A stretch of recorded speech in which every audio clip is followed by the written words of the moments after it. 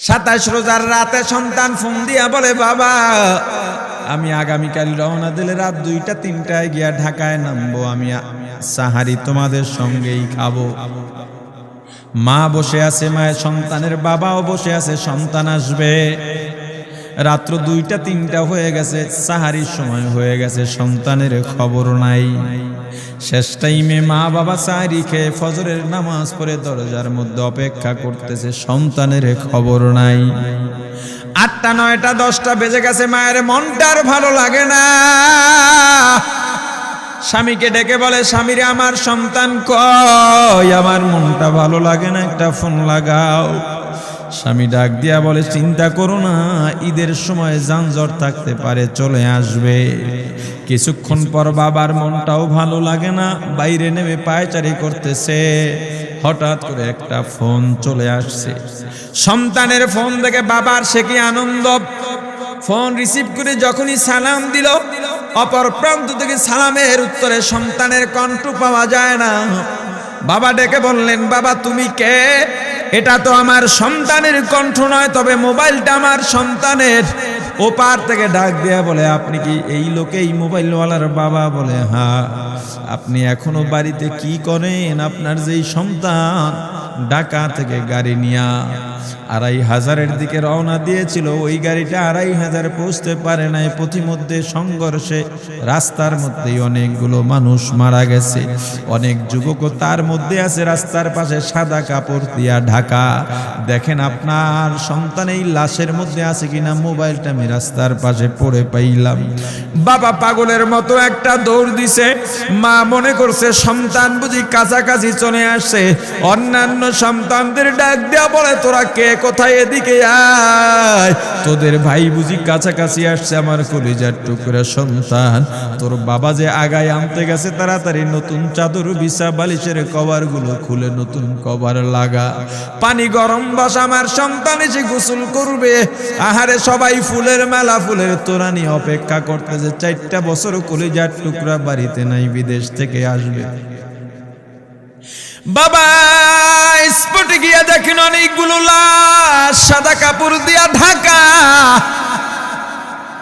একটা একটা মাথার উপর থেকে কাপড় উঠান আর কৌতূহল বাড়তেছে, কাপড় উঠান আর কৌতূহল বাড়ে। হঠাৎ তাকায় দেখে কলিজার টুকরা সন্তান লাশের মিছিলে শামিল হয়ে গেছে। বাবা সন্তানকে ধরে কাঁদেন আর বলেন, বাবা এত আদর আপ্যায়ন, তোর জন্য এত প্রস্তুত রে বাবা। তোর মা তোর পথে বসে আছে রে বাবা, কি জবাব দিব বল? তুই যেদিন রওনা দিয়ে বিদেশ চলে গেলি, তোর মা সারা রাত ঘুমায় নাই, দরজায় গিয়া তোর পথের দিকে তাকা রইছি। কত রাত আমি মা আমি বাবা দেখলাম, তোর মা গভীর রাতে বিছানায় নাই, খুঁজতে খুঁজতে দেখলাম দরজায় গিয়া তোর মা কাঁদে। কত রাত তোর মা তোর জন্যে নামাজ পড়তে পড়তে রাত্রটা নির্ঘুম কাটায় দিছে রে বাবা। কত রাত তোর মা তোর জন্যে দোয়া করতে করতে নির্ঘুম রাত্র কাটায় দিছে। এই 4 বছরে 8টা ঈদ, ঈদের সময় আমরা নতুন কাপড় কিনছি, নতুন কাপড় পরছি। তোর মায়ের জন্য আমি নতুন শাড়ি এনে খাটের উপরে রাখলাম। ঈদের নামাজ পড়ে এসে দেখি কাপড়টা খাটের উপরেই আছে, তোর মা প্রথম ঘরেও নাই, মাঝের ঘরেও নাই, পেছনের ঘরেও নাই। খুঁজতে খুঁজতে গিয়া দেখি তোর মা কিচেন রুমে আছে। ওই নাস্তা নাড়াইতেছে, দুধ নাড়তেছে, দুধ উতলাইয়া পুইরা যাইতেছে, খবর নাই। আমি তাকায় দেখলাম তোর মায়ের 2 চক্ষু দিয়া টপ টপ করে পানি পড়তেছে। ডাক দিয়া বললাম, ওরে বিবি, ঈদের দিনে তুমি কেন কাঁদো? তোমার জন্য শাড়ি আনলাম, সেটাও কেন পরলা? তোর মা জবাব দিয়া বলছে, রে স্বামী গো, আপনারা যখন নামাজের জন্য রওনা দিয়া গেলেন, আমার অমুক সন্তান আপনার সঙ্গে যায় নামাজ দিয়া নতুন পোশাক পরে নামাজে রওনা দিয়েছে, কত সুন্দর লাগছে দেখতে। হঠাৎ করে তাকায় দেখলাম আমার কলিজের একটা মানিক আপনাদের সাথে নাই। আমার মনটার ভালো লাগে না, আমি ফোন দিলাম আমার মানিকের কাছে। ফোন রিসিভ করে বলে, মা নাস্তা বানাইছি, খাইছি, এখনো ছুটিতে আছি, আনন্দ করতেছি, ঘোরাফেরা করতেছি, কিন্তু আমি মায়ের মত। আমি বললাম, বাবা তুই আমাকে পেটে ধরিস নাই, আমি তোকে পেটে ধরছি।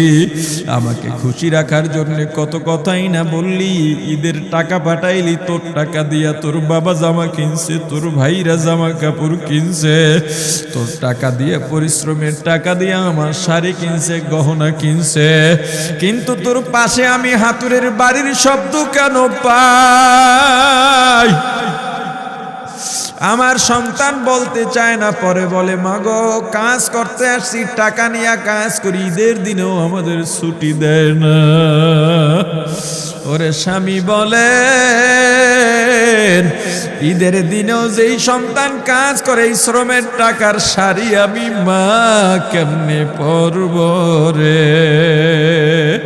ওরে বাবা, আজকে তুই আসবি, খবর শুনে তোর মা এক সপ্তাহ আগের থেকে ঘুমায় না, তোর জন্য কত রঙের পিঠা বানাইছি, তোর জন্য কত আয়োজন, আমি তোর মাকে কি বলবো বাবা বল। বাবা সন্তানের লাশ অ্যাম্বুলেন্সে উঠে বাড়ির দিকে রওনা দিছে। আহারে বাড়ির কাছাকাছি আসছে, এদিকে মা দরজায় গিয়ে অপেক্ষা করতেছে, গাছের আড়াল দিয়া পথের দিকে তাকায় আছেন। দেখেন একটা গাড়ি আসতেছে, মায়ের সে কি আনন্দ, বাড়ির মধ্যে দৌড় দিছে, তোরা কই তাড়াতাড়ি আয়, ফুলের মালাগুলা নিয়ে আয়, গাড়ি আইসা পড়ছে। বাড়ির দরজা দিয়ে যখন অ্যাম্বুলেন্সের হরেন দিয়া ঢুকতেছে, হুইসেল দিয়া ঢুকতেছে, মা একটা চিৎকার দিছে, ওরে এই মরণ গাড়ি আবার বাড়ি কেন, কার কপাল পুরুষে?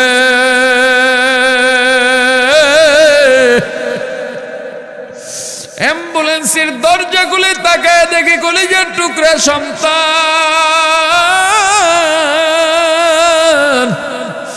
এমন ঘুমাইছে, আর জীবনেও উঠবে না। মা কাঁদেন আর বলেন, ওরে বাবা এটা তোর বিছানা নয়, নতুন চাদর বিছাইছি। বোন কান্দে আর বলে, ভাই আরে তোর জন্য ফুলের মালা পরাইছি, ফুলের মালা বানাইছি, একটু মালা পরাবো। মা ডেকে বলেন, রে সন্তান, 4টা বছর আমি তোর মা ডাক শোনার জন্য অপেক্ষা করছি, তোর জন্য গরম পানি করছিলাম, গোসল করবি, সেই গরম পানি যে তোর জীবনের শেষ গোসল হবে বুঝি নাই। ওরে পর্দালের মাগো, আর কোন ভাষায় বুঝাইলে বুঝবারে মা, দুনিয়ার জীবনটা ক্ষণস্থায়ী, এই দুনিয়ায় নাফরমানি করা যাবে না, এই দুনিয়ায় নাফরমানি করা যাবে না, অহংকার দেখাবার কিচ্ছু নাই, এই দুনিয়া ছেড়ে যাওয়া লাগবে। আল্লাহ এত দয়া করছেন, মায়া করছেন, ওই আল্লাহর সঙ্গে নাফরমানি করো না রে ভাই, ওই আল্লাহর নেয়ামতের অশুকরিয়া করো না, আল্লাহর নেয়ামতের শুকরিয়া আদায় করো, দুনিয়ার সব মোহ ত্যাগ করো, দলের মায়া ত্যাগ করো, দুনিয়ার মায়া ত্যাগ করো। এ আওয়ামী লীগ বিএনপি যারা করো, ক্ষমতায় যারা বারবার যাও, ক্ষমতায় তোমার দল গেলেই তুমি দাপট দেখাও, যুবকরে তোর 2টা পা ধরা লাগলেও পা ধরো রে ভাই, এই ক্ষমতা কিচ্ছু না, দাপট কিচ্ছু না, ওই কিয়ামতের ময়দানের নাজাতের চেয়ে বড় দাপট আর কিচ্ছু নাই।